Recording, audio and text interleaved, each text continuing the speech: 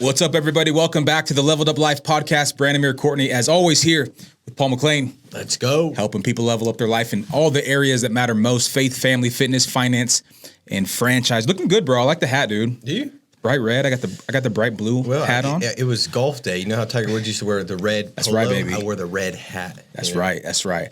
Well, dude, I golfed today too, and I didn't feel like a Tiger Woods. I'll tell you that. Well, I didn't feel like him. I just tried to look like him a little bit. Yeah, that's right. Like, what did Jerry Rice say? If you look good, you play good, feel good. Yeah. So I don't know how true it is though. You look good and you play mediocre as far as golf goes. But hey, listen, if you're listening in right now, we encourage you to turn it up, lean in, take some notes, share it with a friend, like, comment, subscribe. We're doing our best to bring you value, not just entertainment, but really impartation, and help you get to where you know God can take you. There's something on the inside of us. We say it all the time, that there's another level to your life. And so whether that's in business or finance or just at home, we want to help bring our experiences and our conversation to your ears. And so it's no different today. We're going to do something that I think is pretty cool, man. We're going to give people 5 ways to be a human highlighter. And so we were kind of talking about this a little bit, and really how to encourage people, how to uplift people, how to speak life into people. Because I think it's so easy that as we live lives and we kind of isolate ourselves, what we naturally do by default is highlight all the bad things. Yeah. Right? We highlight all of our flaws. You could have a good day, but one bad thing goes wrong, and that's the thing you share with everyone. Mm-hmm. Like that's the thing that you go home and you dwell on. At least that's for me, right? Yeah. A million good things can be going on, and then one, like the tire goes flat. Or you get that one phone call that's just like something happened in the business, and that's what you tend to highlight for the week or for the day. But I think that, man, we got to be people, and we got to have people in our lives that can highlight the best in us, that can call out, the God qualities in us, right? And so let's talk about it, man. Let's do it, man. Let's go. Well, I think you said it right, bro. Like, I think if most people take a look back and they say, like, what am I highlighting for themselves? It's probably the negative things. Yeah. And then oftentimes, because that's kind of the lens that we're looking at ourselves with, we typically look at others with that same lens, right? And what does that lead to? Like gossip, right? Yep. And like, hey, that person's this or that. Man, it takes some high intention to say, man, I want to be the person that brings out the best in others. Like, I want to be, when I go into the room, others are better because my presence, my words were in that room. And I think it's a crucial thing. I remember going to this Maxwell event, and it was a big leadership event that they had hosted, and Maxwell had talked about this one guy, how he was just a highlighter. Like anytime like somebody's around, he'd find like even if there were so many bad things about this individual, he's like he'd find the one great thing, and then he would highlight it. And the cool thing about what he did, he had him on stage, and he got him like this super expensive, unique highlighter. That's cool. And I thought, like, that's kind of a way to highlight as well, Absolutely. Man. Like finding something that you see in somebody and then tying it to like a gift, right? Like it just validates the fact that, oh yeah, that is who I am. 100%. And I feel like that's what we're called to do. If you're a person that wants to help others go to the next level. And the truth is, if you haven't really dived into that, man, and you feel discouraged or you feel like you're lacking fulfillment, do that. Yeah. like instantly when you're an encouragement to others, you feel encouraged. Absolutely. Like I had this habit that I've gotten not as good as I used to be at it, but it was a part of my morning discipline. And it was every morning I wanted to send a text of just like of appreciation, of encouragement, just kind of highlighting somebody else. Yeah. And dude, that highlighted my whole day. And you probably got some of those text messages where I was like, bro, I just want to tell you I love you, appreciate you. Man, like you've been a big part of my life, like where we're going, like the message just something where I'm sitting back saying, how can I be an encouragement? Because dude, I know I need it. Absolutely. I remember hearing I can't remember who said it, but it was one of these speakers that was talking about. It was one of the speakers I didn't agree with. He's like, you shouldn't need encouragement if you're going to go build something big. And I'm like, dude, like if you've got breath, you need encouragement, man. Like I don't necessarily wake up and say, well, if Brand doesn't call me today and give me some motivation, I'm not. But heck, if you call, I feel like I'm highlighted. Right. Like my gifts are highlighted, my abilities highlighted. I've now got more of an ability to go out there and accomplish my day. Right. Well, dude, I think it's especially like in our organization, our church, or even a business setting. Culture matters, right? And culture either happens by design or by default. And I think that when you just let your culture happen by default, like it falls to the level of the people within. And so if they're not intentionally, speaking life and building up, there's a million different personalities going on, and there's really no culture. But when you walk into like a church or a business or an office, and the culture's right, It's because people are walking around and they're highlighting each other. Like people are walking in the room and they're greeting, they're high-fiving, they're complimenting. It's like why we do 2-minute turn up at church. So like, hey, give some compliments right now these next 2 minutes. Go shake some hands. Go highlight what you see. Nice hat. Like it's just all these little subtle things that you don't really, you don't think of it in the moment, but what you're actually doing is like speaking life and encouraging others. And then they're more likely to return the favor. And the next thing you know, like the rising tides raises all ships, right? And so that's what we're trying to do in people's lives. I know for us, like it's hard to be the one negative person if everyone's being positive, right? And so I think as a leader in a business or any organization, man, you got to be the brightest highlighter. You got to be calling out the best in people. So here's the first one that we wrote down, and it's number one like this: speak life, not labels. Yeah. Right. And so to me, when I see speak life, not labels, man, the world does a real good job at putting labels on us. Yeah. Like, there's a business failure. Oh, there's a divorced couple. Oh, there's a bad addict. There's an addict, or there's a whatever it is. The world does a great job at putting labels on us, and if we're not careful, man, we'll wear the labels around, and we'll be proud of the labels, and we'll start to like think that's our real identity until someone comes and sees past what the world has put on you and sees what God has put on you, right? And so I think it's so important just as leaders to call out not what people have been through or their experience. Like just because you've experienced it doesn't mean it's true. Yeah. Like just because you've been an addict doesn't mean you are an addict. Right. Just because you feel depressed doesn't mean you are depressed. Just because you failed at business doesn't mean you're a failure. And so you need people, I know, like you just said, we need people to highlight the good in us to remind us that, no, we are greater than our struggle, right? And so it's just so important to speak life. And I think that's been one of the core tenets of my walk in faith. It's like, man, Jesus didn't walk around just beating everyone up. He walked around building people up. Yeah. Like he was strengthening them spiritually. He was strengthening them emotionally. He was like not giving everyone passes for their mistakes, but he was like highlighting the good in them, saying, hey, you got a better life than this. Like I'm here to rescue you, redeem you, to set you free. Like your life is so much more valuable than the way you're living it, right? And what was he doing? He was highlighting the new level in people. And so I think as a leader of any organization, man, we got to speak life and not labels. It's kind of like if you wear a label long enough, it becomes a lid to your next level. Yeah. It's like now you can't grow past it. And I think that a lot of times, even people, it's easy to kind of, you heard that one thing that a teacher told you in 4th grade, man, like you're dumb, right? and it sounds fun, but dude, like that's the truth, man. Like a lot of times it could be a parent, it could be usually it's somebody in some kind of like higher authority, right? That says something and you really believe because of their position that what they say has validation to it, and then you wear that. And so I think that a lot of times when you're going around and speaking life, you're possibly destroying a label that's kept somebody from their next level. Yep. And you might not even realize it, but those words, now that they're hearing that, you're giving them a different label, so to speak, to live up to. Dude, talk about that story real quick. You shared it maybe like 3 weeks ago about the kids and the teacher. And the teacher gave them like she spoke life over them. They were like a classroom of kids. Yeah. So there was this, I think it must have been 2nd or 3rd grade. She just took over the class like midway through the year, and she stepped into the class and realized that every single one of her students was reading well below their actual age group, like two grades down. So let's say it was 3rd grade, like they were all reading at a 1st grade level, which is not good at all. And so she realized that as they were out on the playground, like her 3rd graders, they really looked up to like the 4th graders and the 5th graders. And so she had this idea that when the kids come back into class, I'm going to not address them as 3rd graders, right? I'm not going to address them as what they are. I'm going to address them as who they aspire to be. And so instead of calling them 3rd graders, I'm going to call them like budding scholar 5th grade student. Like, here's my budding scholar 5th grade student. And because they looked up to the 5th graders, and she's like, I'm going to make you guys all into 5th graders.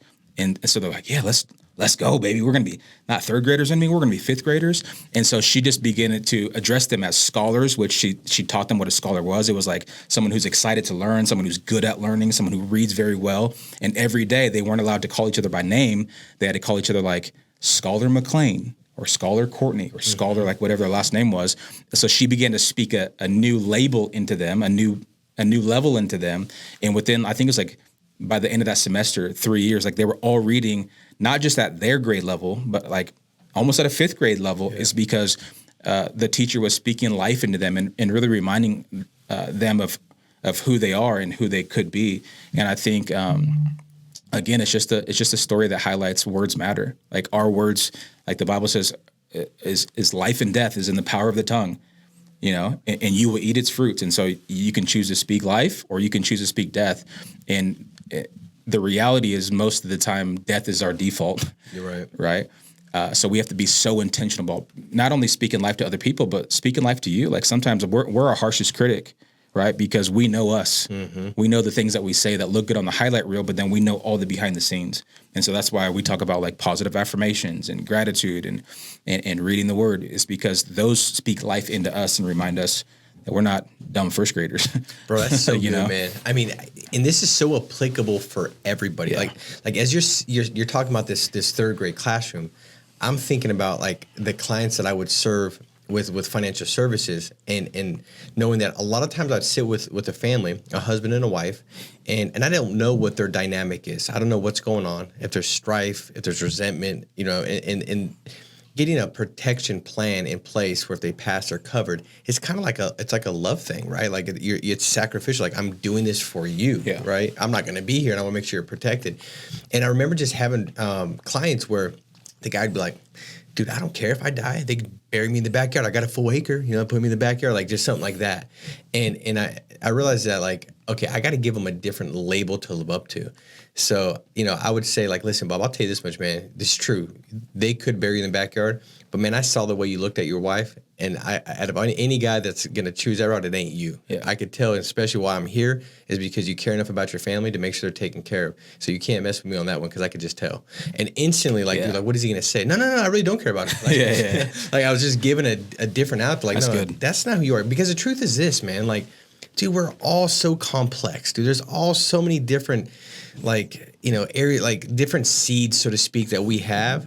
And when something is spoken over that seed, it's given life. It's now going to be birthed, right? And we all have bad seeds and good seeds, right? There's not one person that's like, that person was just made bad, or they got more bad seeds than good seeds. No, maybe their environment and the people that they're coming into contact with, or maybe they just don't know. They've programmed themselves into this label. They got some good stuff in them too. Yeah. And if you can speak to that good, what you magnify will be multiplied. So if I can start to magnify some of the good, man, I get to multiply it. And it's the same thing for kids. Think about, like, how old is Bronx now? 11. 11. So, I don't know how the boys are yet because I got Psalms 3. But I know when the girls turn 12, it's different. Yeah.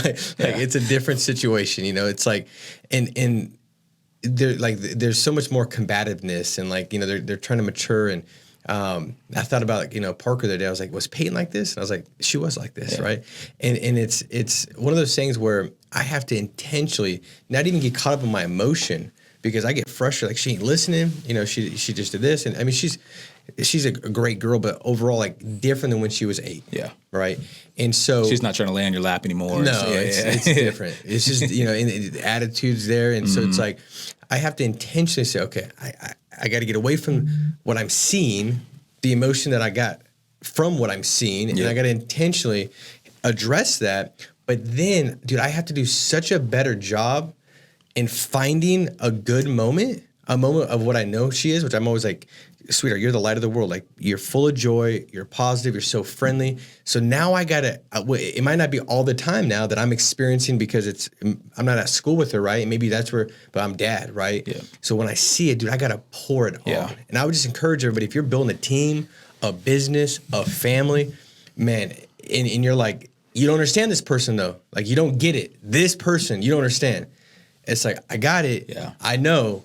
I would just encourage you to find, when they really search, put a filter on where what is good is so magnified because you're looking for it. Because if you're not looking for it, you're not going to find it, because it's hard to find when there's so much other stuff. Yep. That's good, dude. I love, and I've talked about that a little bit before, as far as the parent-child relationship. It's like, especially when they're at that age and you call out like the good in them, the truth is, like, they might be like, Dad, stop. Like, Dad, be quiet. Dad, you're annoying, right? Because I do that with Bronx every morning. Like, we have this little thing where I drive him to school now and go, hey, dude, give me 3 things, like, motivate me for the day. Uh-huh. He's like, what? And I'll just be like, dude, come on, give me some encouragement. I need some encouragement. He's like, all right, you're good. I'm like, I'm good. Let's go, baby. I'm trying to get him hyped up, And he's like, Dad, stop. And then I'll do it back to him. See, they may not show like they appreciate on the outside, but like when you're not with them, like when Parker walks into a room at night, she's going, man, Dad loves me.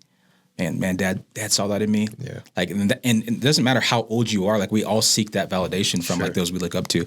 And so it might be awkward or uncomfortable for you, but the more you do it, good, man. Like, I love what you just said. It's That's true, a great man. takeaway. So practical. 100%. That'd be the challenge this week. Do that in the car ride, to school. It's even like the text you're talking about, man. But here's number 2. So number 1, speak life, not labels. Number 2, and then we've already kind of touched on it. Celebrate the small wins. I think sometimes we wait to celebrate these massive big wins. And man, there's nothing wrong with that. Like, throw a party when there's a big win, but like we overlook all the daily wins every single day. Like, sometimes just showing up on time is a win. Sometimes just having that date night is a win. Sometimes all these little things that we just overlook as normal. But like, man, when you can call out, especially when someone's struggling, someone's going through a difficult season, it's just like, hey man, I saw how you encouraged that person today. I saw how you showed up on time. Like, I'm proud of you. I mean, I saw how you didn't make any sales today, but dude, you put in the effort today. Like, you got it. Like, you hit the phones. Like, celebrate all those little wins. And again, it's just this speaking life into them. And I think that people will become what they hear, right? And so if you're celebrating the small things, like, man, maybe I do have a good work ethic. Mm-hmm. And the next morning they're gonna be like, I can't be late because he called me out on being on time yesterday. And then the more you celebrate the little things, then it's even better to celebrate the big things. So I love that. Hey, the one thing I'll say to that, guys, is like when we talk about like what you magnify will multiply. Like when we do these little things, or we're working with a team or in a family. Every time somebody does something, that's casting a vote for who they start to see themselves to be, right?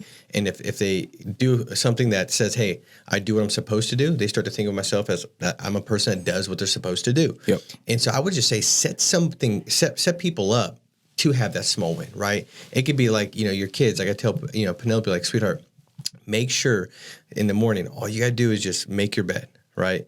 And then it's a little simple thing, and I'll kind of nudge her to do it, even if she forgot. But now I could pour it on. Now I got something like, hey, I told you. So you can set people up to do it as well.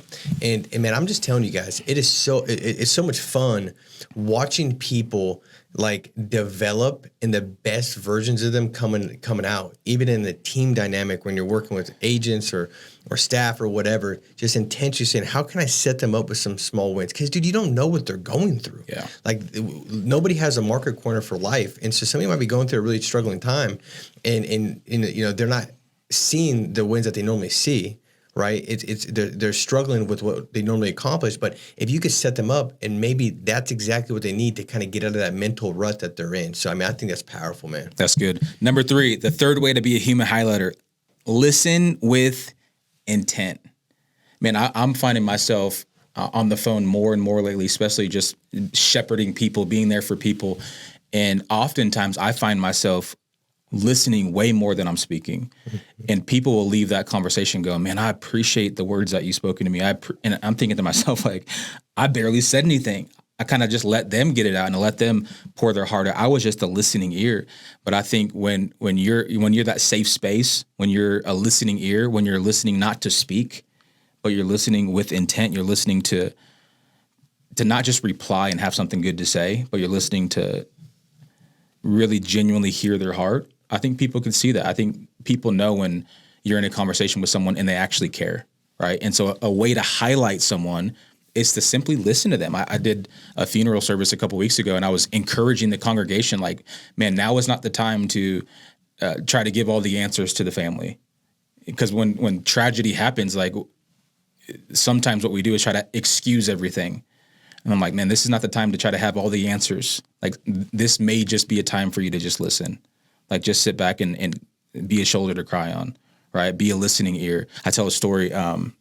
There's a little boy who his mom and sister, or his mom and him pulled up in the driveway, and next door is an old man who just lost his wife, and he's out front sitting on the porch, and the little boy, he's like 5 or 6 years old. They pull up in the driveway with his mom. He's like, Mom, can I go sit with the neighbor? He's out front. And so she's like, sure, go over there. And so the little boy walks over there, and he pulls up a rocking chair and kind of sits with this guy for what seems like a couple hours, and they're just sitting there, and the mom's kind of at a distance watching because the old man just lost his wife. And so the little boy comes back over after probably, 20, 30 minutes. And the mom goes, what did you guys talk about? And the little boy looks at his mom and goes, we didn't talk at all. I just simply helped him cry. And it's like, man, what a powerful picture that sometimes you don't need to say anything. Like you just got to be the person there for someone else to speak. And you're just that helpful ear, and what did that do? It didn't necessarily highlight the boy's day or the mom's day. It highlighted the old man's day. Like, man, I had someone there for me, with me, And that's so I think as we listen more than we speak, especially in this generation, I said it last week, man, everyone's got one of these now. Everyone's got a microphone.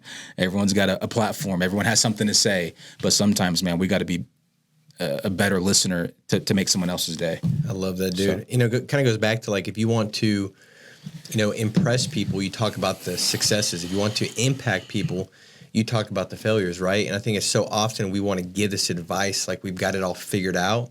But when we can sit back and then listen and then relate and say, listen, I hear your struggle, man. Like I felt that same way. Yeah. And the response should be more of one of connection and empathy, right? Because we've actually heard them, but we can't ever think to say, hey, how can I relate to that person if you're so focused on what you want to tell that person, right? So I think that listening ear, man, where you sit back and say, like, let me really just kind of hear their heart in it. Well, now you've got the ability to say, like, I've been in your shoes, man, and I know, and this is what I found. So when you do introduce maybe some information to them, it's from a standpoint that they understand that they've been understood. That's right. And once they've been understood, now you can really sow into them. But if you're just worried about what you're going to say, oftentimes, man, when you actually say it, it doesn't land on fertile ground. It's good. Here's number 4. The fourth way to be a human highlighter: pray for and with people. This is good, man. I think this is one of those things that's missing in culture. Yeah. That when you do this with people, especially in a setting that's outside of the normal, and this messes people up in the best way possible. I think this is one of the ways to actually live a set apart life is when there's conflict, when there's struggle, when there's because like what you said, no one has the market cornered on life. Like we're all going through something, no matter what it looks like on the outside. And when that friend or that coworker comes to you, man, if you pull them aside and pray for them, number one, you're inviting God into the situation, but you're reminding them, like, man, you're not alone in this. Like you might go home by yourself, but you're not by yourself. And I think this is something that I try to practice more than I preach. Is like, man, we got to be people of prayer. We got to be people that invite God into the situation, and invite His power, His presence, His wisdom, His love, His grace into our lives. And I think, man, when I don't know, for me, when people pray for me, when I'm going through a hard time, I leave going, man, I needed that. Yeah. Like I feel better. Absolutely. I feel stronger. I'm reminded that I'm not alone. I'm reminded that I do have what it takes. I'm reminded that I can do all things through Christ. I'm reminded that I'm an overcomer. I'm reminded of all the things, of all the labels that God says I am and not the world says I am. And I think when you could get out of your little bubble, because what do? Man, we think in our heads like, man, I don't have the words to pray. Like I don't know what to say. When we get out of ourselves and begin to remind ourselves, like it's no longer us who live, but Christ who lives in us. And it's not about us. It's about the person you're trying to encourage, like through the Word of God. Then I think, man, what a way to highlight that, like, there is more to their life than what their struggle is or what they're going through. That makes sense? Yeah, I think the one thing I want to point out before we hit number 5, dude, is that what you said was so spot on, because I think most people would agree with that. Like, hey, sometimes the best answer is just to pray. Yeah. Like let's just pray. Let's get God in the middle of this situation. Let's have you be reminded. But I think oftentimes it's so easy to be like, well, what if I don't say it the right ways? And you're kind of thinking about. And I remember going through that discipleship program and those courses that we went through 10 years ago, probably now, and we kind of got challenged with that, right? And so I remember thinking and feeling that, like, I don't want to say the wrong thing. It was probably back, what was that, 12 years ago, 13 years ago, when we had gone through, I think it was OSL 1. Mm-hmm. And what I realized as I kind of continued to go through the discipleship class, and God was highlighting all kinds of different things to me, it's like, that's because I'm focused on me. Right? That's an ego thing. I'm worried about, like, how I look. Yeah. It's like, see, and I think that oftentimes when we're struggling with that, it can even be before you go give a talk or speech or if you're worried about, like, what am I going to, if I'm going to mess up? Well, you're not focused on the people, right? And this is going back to the whole concept of being a human highlighter. You cannot be a human highlighter if you're looking at yourself. Yeah. You're not. What you're going to do is, like, draw like a Sharpie mustache on them. It ain't going to look good, right? It's going to be worse than you thought. Like, you got to be intentional to say, okay, thank God this isn't about me. It has nothing to do with me. I'm only in this moment right now called to serve this person. And it doesn't matter nothing. So when you do that and you put your focus on them, well, now you can really highlight, and then you could, you're not going to be tripped up with like the way your future you looks if the future you messes up and how that future you feels. That's ego, right? And so I feel like that's an important thing for everybody to know. Like, you don't have to think about it. Like, you're just there to serve. Yep. If you're just there to serve, man, it becomes easy. You don't have to overthink. You don't have to you just do it, right?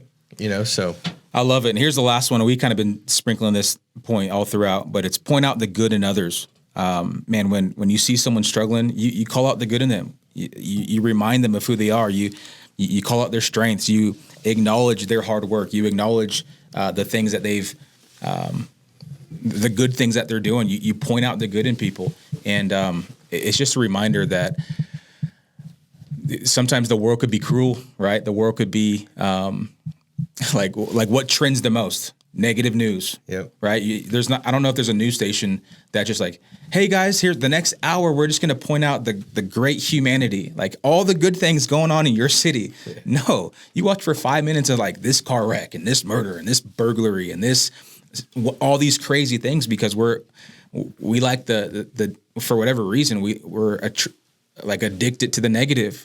That's what sells. That's what, the headlines sell. And so I think when you can point out the good in people, again, it's just such a different way to live. When you can look past all the negative stuff going on and you can call out the good, man, you just set yourself apart. And so I think as in our organization, in your business, even in your home, like begin to call out the good. I know for me, when life gets overwhelming at home, I mean, dude, you know better than anyone. You got 5 kids, I got 4.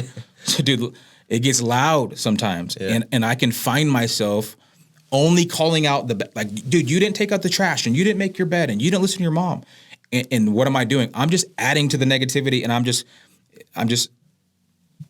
like I'm only getting back the thing that I actually don't want, yeah. Because it just makes their attitude worse, and they're right. So if I can begin to flip the script and call out the good in them and look past all the bad things that they've done or the things that they didn't do, then, like you said, they begin to see themselves in a different way and begin to walk in who they actually are, not what they've experienced. Yeah, I agree, man. I think that's powerful, brother. I mean, it really is. And I think for everybody on here, the question to ask is like, are you putting yourself in environments where others are calling out the good in you?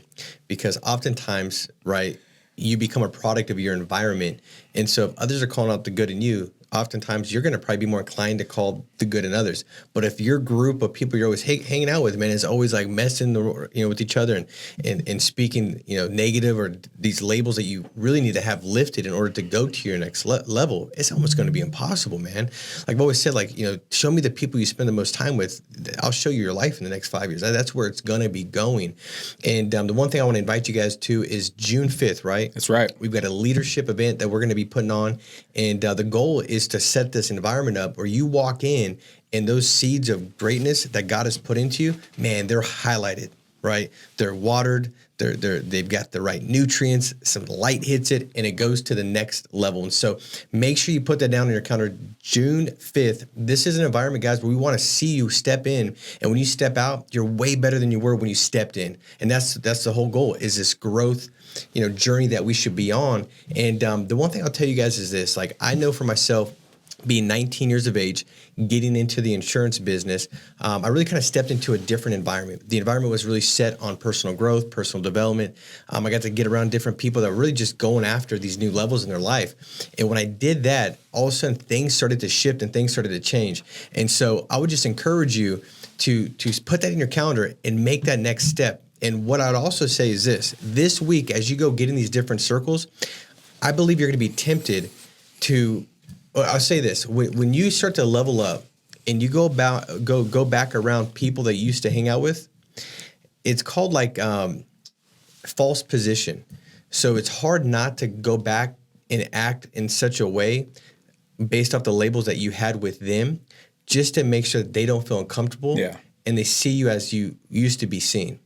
And so there's certain people that you're always going to spend time with, like certain family members that you're going to still see them. But when I started limiting time with certain people, and intentionally saying who are the most influential people in my life that actually help magnify my gifts, that help elevate me. When I go back around those people, the real true validation that's not my label I hold any longer, was acting in a way that was exemplifying the new me.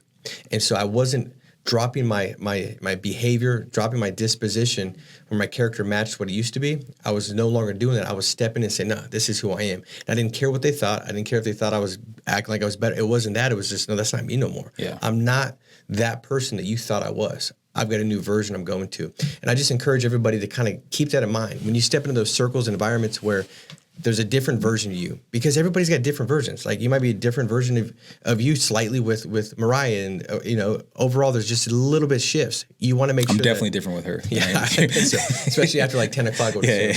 But the goal is like let's continue to keep that character and that character strong.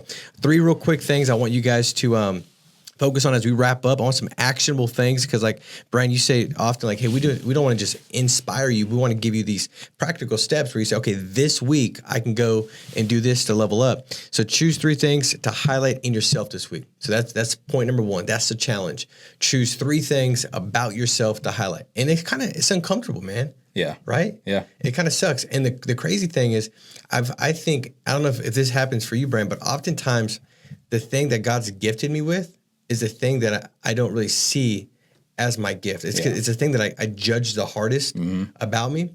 And it's not until you kind of pause and say, oh, no, this is the gift that God's given me. Yeah. I've just been overly critical because it's my gift. Right. And so what are the 3 things? Highlight yourself. Number 2 is find 2 people you can intentionally encourage or affirm. So find 2 people, right? It could be family, people at work. Find 2 people you can intentionally encourage and affirm.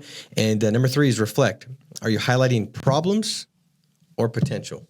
So those are the 3 takeaways. I love it, man. I couldn't have said any of that better myself, so I'm glad you said it all. But I appreciate you, bro. I appreciate you for bringing out the best in me, for calling out the good in me, for calling out the potential in me. And, man, I think that's why getting around the right people is so important. And if you're listening to this right now, let's call out some good in you, man. I don't care how bad your week has been, man. Better days are ahead. We've always say this at church, man. The best is yet to come. And we believe that. It's not just a cliche, but we believe that if God still has breath in your lungs, then he still has work for you to do. And so forget the past and move forward, because there is a new level of your life to get to. And so we appreciate you for watching. Like, view, comment, subscribe. Paul, you always close it the same way every single week. So I don't want to mess it up, bro. Well, I don't know why you stopped, bro. That was really good. I was hoping you were going to close. Dude, I just feel like I start, you close. All right, double close. Let's go. All right, guys. Let's go. Let's go out there and make it a Be massive strong, week. stay steadfast. And let's go crush it. See you guys. God bless you.